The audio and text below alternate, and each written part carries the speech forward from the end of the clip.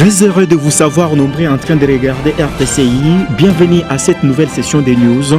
Place aux principaux titres.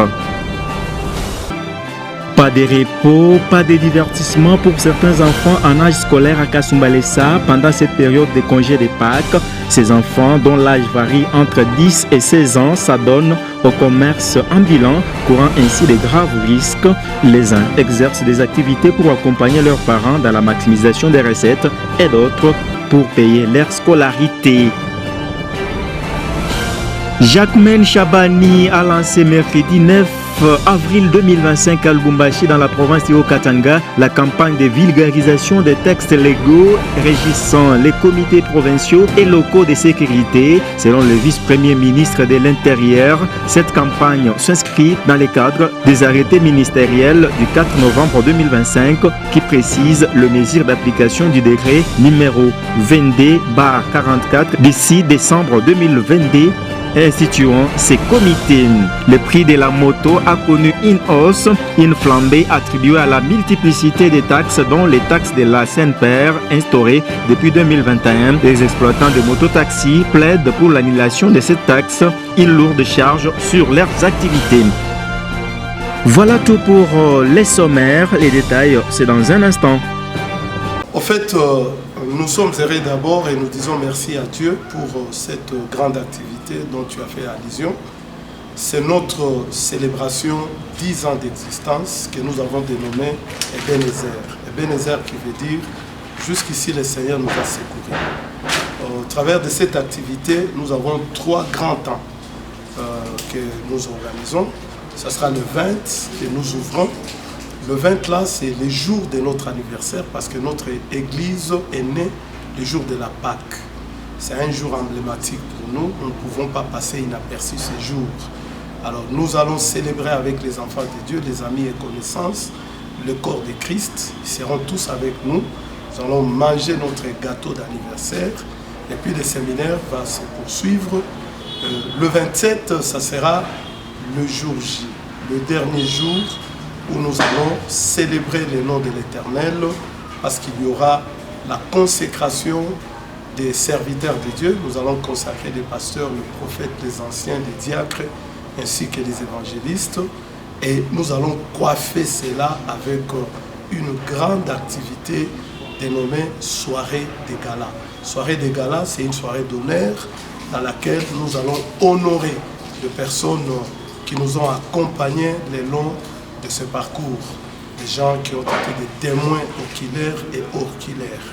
Nous serons avec eux à la salle de la paix, là où nous allons coiffer notre manifestation des 10 ans d'existence dénommée Ebenezer. Bateau Toyota à Kasumbalesa qui connaissent Banayua, nouvelle cité des guerriers, et Kanisa Yenu, il y a une histoire yenyewe iko un peu différente de ma histoire ingine.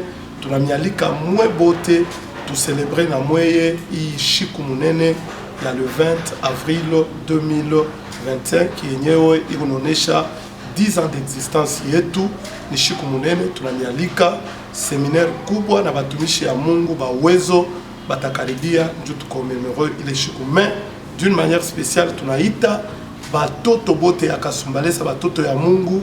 Le 27 avril tutakuya na consécration ya batumishi ya Mungu, ba pasteur, ba prophète, ba ancien, ba diacre benyewe tutakonsacrer kisha tutasanctionner ile shiku na ile tunaita soirée de gala, ni soirée d'honneur. Itakuwa mzuri sana. Karibu kwa wote.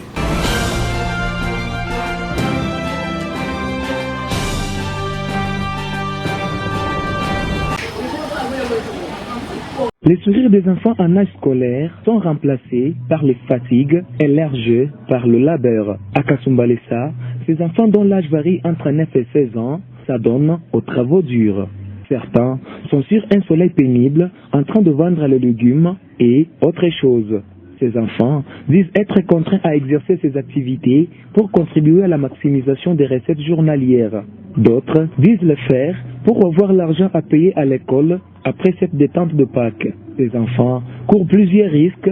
D'abord, exposés sur les rayons du soleil. Ensuite, risquent d'être tamponnés par les véhicules et motos. À qui revient la responsabilité de nourrir la famille? Est-ce aux enfants ou aux parents? Les parents d'enfants à Kasumbalesa font semblant d'assumer leurs responsabilités. La police de protection des enfants existe-t-elle à Kasumbalesa? Peut-on dire que l'enfant de Kasumbalesa n'a que les obligations et non les droits? Que l'organisme est censé protéger l'enfant? Ces questions restent sans réponse car personne ne s'en occupe.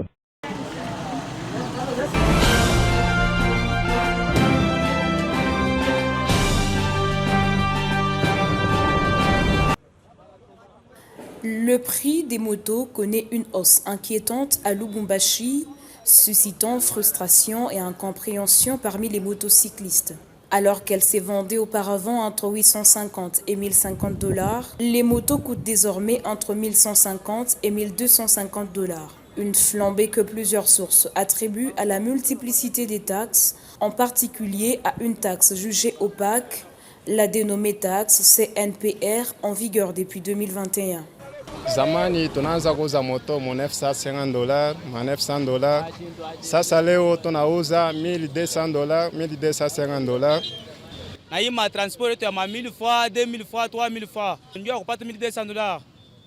Biku nguvu sana. Tunaomba kwa autorite bangaye kumbele hii mambo ya moto parce que hatuna magazi nyingine. Bashushe ku bei ya moto ishuke ku. Weka ta ma $800. Pour mieux comprendre les causes de cette hausse, nous nous sommes rendus dans le quartier industriel de Lubumbashi, où se concentrent plusieurs entreprises spécialisées dans la vente des motos. Si les responsables de ces commerces ont décliné nos demandes d'interview, certaines indiscrétions pointent du doigt la taxe CNPR comme principal facteur de l'augmentation des prix. Un gérant qui a requis l'anonymat a accepté de s'exprimer par écrit. Cette taxe nous est imposée depuis 2021 et l'on exige même de régler des arriérés. Oui, nous sommes d'accord que cette taxe n'est pas normale. Il y a un grand désordre dans sa gestion. On ne sait plus ce qui est légal ou non. Elle doit être supprimée purement et simplement car nous payons un service que nous ne consommons pas. Cette taxe devrait être supportée par les transporteurs et non par les importateurs. Une taxe doit avoir une contrepartie, a-t-il insisté. Face à la situation, le ministère de l'économie du Haut-Katanga aurait prévu une rencontre avec les principaux importateurs de motos pour tirer les choses au clair.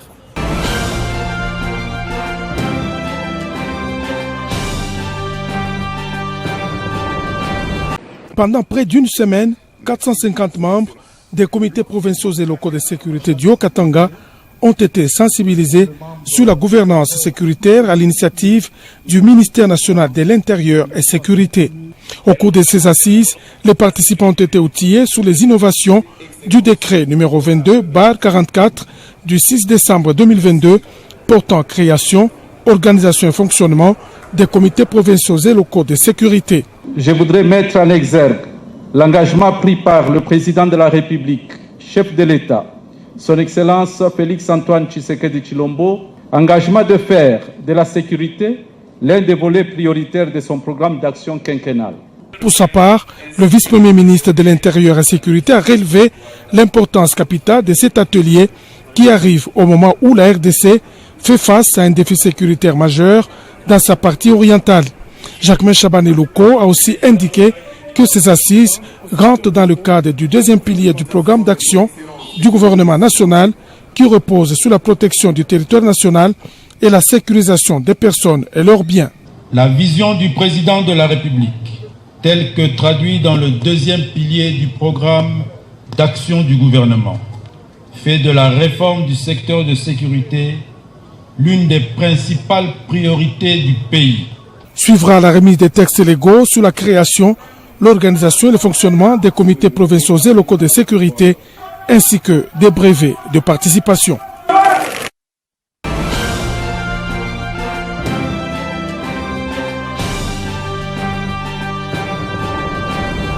Les négociations directes entre Kinshasa et l'M23 prévues à Doha autour du 9 avril 2025 ont échoué en raison des divergences inconciliables et d'un manque de confiance mutuelle exacerbé par des enjeux politiques, militaires et régionaux complexes. Et voici quelques raisons de cet échec des enjeux sous-jacents. Premièrement, les préconditions inconciliables. La position de Kinshasa a exigé un cessez-le-feu immédiat et inconditionnel, le retrait total du M23 des territoires occupés dans l'est de la RDC et les refus catégoriques d'intégrer les combattants rebelles dans les forces armées nationales. Kinshasa a également insisté pour que l'M23 adhère au programme de désarmement, démobilisation, réintégration et stabilisation communautaire, perçu comme un préalable non négociable. Côté M23, le mouvement rebelle a conditionné tout dialogue à des mesures de confiance, incluant des garanties sur leur sécurité et une reconnaissance implicite de leur contrôle territorial. Le M23 a également rejeté un désarmement unilatéral, arguant que cela les rendrait vulnérables sans garantie politique ou militaire claire. Ces exigences ont été perçues par Kinshasa comme une tentative de légitimer leur présence armée. Les deux parties se sont accusés mutuellement de mauvaise foi. Kinshasa reproche au M23 de chercher à gagner du temps pour consolider ses positions militaires, tandis que le M23 accuse le gouvernement de vouloir imposer une reddition sans offrir des concessions politiques, notamment sur les questions d'amnistie et les représentations des communautés tutsi congolaises que le M23 prétend défendre. Une autre raison de cet échec, c'est la faiblesse de la médiation. Malgré les efforts du Qatar pour faciliter un dialogue direct, la médiation n'a pas réussi à surmonter les divergences. Doha, bien que neutre, manquait peut-être de l'autorité ou de l'expérience régionale nécessaire pour imposer des compromis aux partis, contrairement à d'autres cadres comme les processus de Nairobi ou de Luanda, soutenus par les acteurs régionaux kenyans ainsi que l'Angola. Les combats sporadiques dans l'est de la RDC, notamment dans le Nord Kivu, ont continué. En marge des négociations sapant les appels au cessez-le-feu.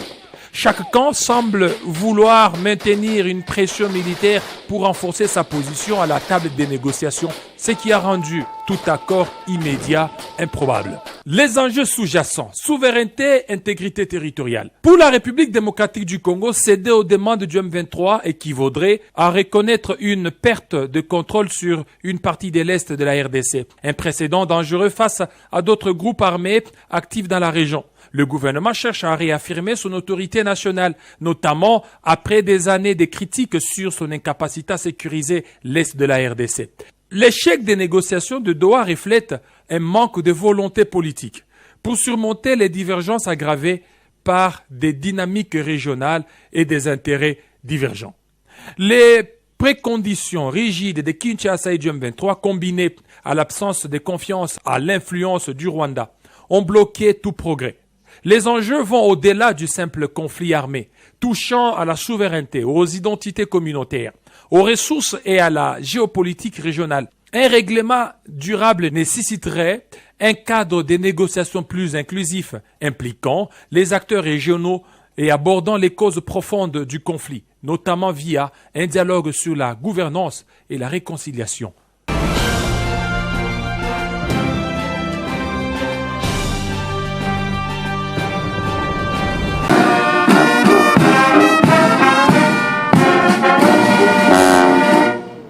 Ballet diplomatique ce jeudi à la Cité de l'Union africaine. Le président de la République, Félix Antoine Tshisekedi Tshilombo, a reçu les lettres de créance des 4 ambassadeurs extraordinaires et plénipotentiaires nouvellement accrédités en République démocratique du Congo. Les premiers à franchir la haie d'honneur, les diplomates Kalissa Farid, ambassadeur de l'Ouganda en RDC. Les diplomates de carrière, l'ambassadeur de l'Ouganda a supervisé plusieurs missions présidentielles pour le compte de son pays. L'Ukraine est désormais représentée à Kinshasa par l'ambassadeur Vasil Amianin. Ce diplomate de 54 ans va travailler pour le renforcement des liens de coopération bilatérale entre l'Ukraine et la RDC, 2 pays qui entretiennent de bons rapports depuis le démembrement de l'Union soviétique. La République du Soudan, autrefois voisine de la RDC, a désigné M. Ousmane Hussein Elamine Ahmed en qualité d'ambassadeur extraordinaire et plénipotentiaire en RDC. Les diplomates soudanais retrouvent un pays où il a commencé sa carrière diplomatique en tant que premier secrétaire d'ambassade. Locuteur de français, il a été accrédité en Belgique comme ambassadeur. Enfin, Madame Laura Evangelia Suarez est l'ambassadrice extraordinaire et plénipotentiaire de la République bolivarienne de Venezuela en République démocratique du Congo. Basée à Brazzaville, Madame Laura Suarez est diplomate de carrière depuis 2005. Elle a reçu de son président Nicolas Maduro la mission de renforcer la coopération bilatérale entre Kinshasa et Caracas. C'est tout pour cette nouvelle session des news, mais pour vous qui nous avez pris diffusion en cours, je vous rappelle les principaux titres. Pas de repos, pas de divertissement pour certains enfants en âge scolaire à Kasumbalesa pendant cette période de congé de Pâques. Ces enfants, dont l'âge varie entre 10 et 16 ans, s'adonnent au commerce ambulant, courant ainsi de graves risques. Les uns exercent des activités pour accompagner leurs parents dans la maximisation des recettes et d'autres pour payer leur scolarité. Jacquemaine Chabani a lancé mercredi 9 avril 2025 à Lubumbashi dans la province de Haut-Katanga la campagne de vulgarisation des textes légaux régissant les comités provinciaux et locaux de sécurité. Selon le vice-premier ministre de l'Intérieur, cette campagne s'inscrit dans le cadre des arrêtés ministériels du 4 novembre 2025 qui précisent le mesure d'application du décret numéro 22/44 du 6 décembre 2022 instituant ces comités. Le prix de la moto a connu une hausse, une flambée attribuée à la multiplicité des taxes, dont les taxes de la SNPR instaurées depuis 2021. Les exploitants de mototaxis plaident pour l'annulation de cette taxe, une lourde charge sur leurs activités. Fin complète de cette session des news. Retrouvez Choudel Cage dans moins d'une semaine pour une nouvelle session de vos informations.